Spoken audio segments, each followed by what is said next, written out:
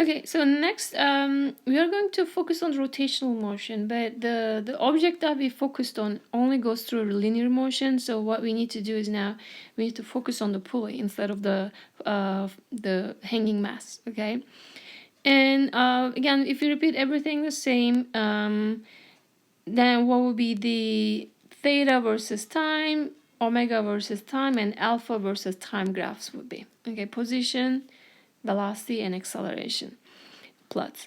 So they would be the same, right? Because it's like, again, the only difference is now you're kind of using a mapping, different symbols, but the pulley and the hanging objects are connected to each other. So there would be an angular acceleration and it would be constant. It is spinning at a constant rate. But it starts from 0, and then the speed of the pulley start from 0 when the hanging mass was at rest, and then it's picking up, the hanging mass is picking up its speed, so is a pulley, right? So it will also speed up. It starts from 0, it's gonna speed up, right? That's what it means. Like this is kind of the maximum speed it reaches right there. But it's gonna go at a constant rate, so that's why your acceleration is constant.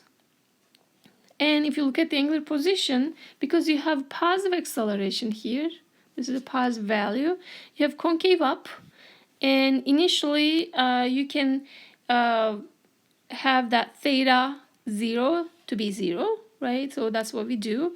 And once again, the slope, initial slope, should give you this one here, and that is omega 0 equals to 0, right? That makes sense. So everything is fitting the same way as we did for the linear motion. Okay, and once again, you have slopes increasing. Why is that? Because you have increasing velocity values, angular velocity in this case. Okay, very similar. Okay, so let's move on and do some algebra now. And let's calculate the expected values. Record the following data. So this is your angular acceleration. It's in radians per second square. It's 160. Okay. Using this angular acceleration, alpha, predict the angular velocity and position, angular position, for the same time, 0.8 seconds. Okay. So once again, let's focus on this part here. So we have the velocity equation and the position equation. Okay, it may look a little different, but it's just because of the symbols. Otherwise, it's the same equations as the linear case. And we show how to drive those last time on Friday. Okay, so first of all, initial velocity, again, angular velocity in this case, is 0, so we can get rid of those two terms. We also set up theta 0 to 0, as usual. And now let's find out omega, which is the angular velocity. So you're given alpha, the angular acceleration, 160 radians per second square. Multiply by time, you're getting the angular velocity at 0.8 seconds. Okay, and that is 128 radians per second. And again, we got rid of theta 0 and omega 0 because they were set to 0. And we are getting theta in terms of alpha and t, it's 1/2 alpha t squared. So you're plugging in the numbers for alpha and the time. Don't forget to square it. And you're getting 51.2. What is the unit? It is radians, right? You can check your units. Second squares will go away. And you're going to get radians. And that's 51.2. Okay, so as usual, let's check our experiment and if we can get close to those expected values from the experiment. So this is part step 26.22. The data we got is 127.4, which is very similar to 128, right? And if you look at the percent difference, it's only 0.5%. Very acceptable. And for the theta, we have 50.6 radians from the experiment, and the theoretical value is 51.2, and the percent difference is 1.2%. That is also acceptable. Okay, and so this is how we got, and I just want you to really see the similarity between linear and rotational cases, okay? And also, like, you have to change your focus to like look at the either go the object in linear motion or the rotational motion so far, but later on also we'll have combined motions. So we are going to have this both of them for one object. So we are kind of setting up the stage for those things, and it's really important that you understand how to deal with rotational motion, not just linear motion now. Okay, so we will express the experimentally measured angular velocity and angular position in RPM and degrees. So this is just a quick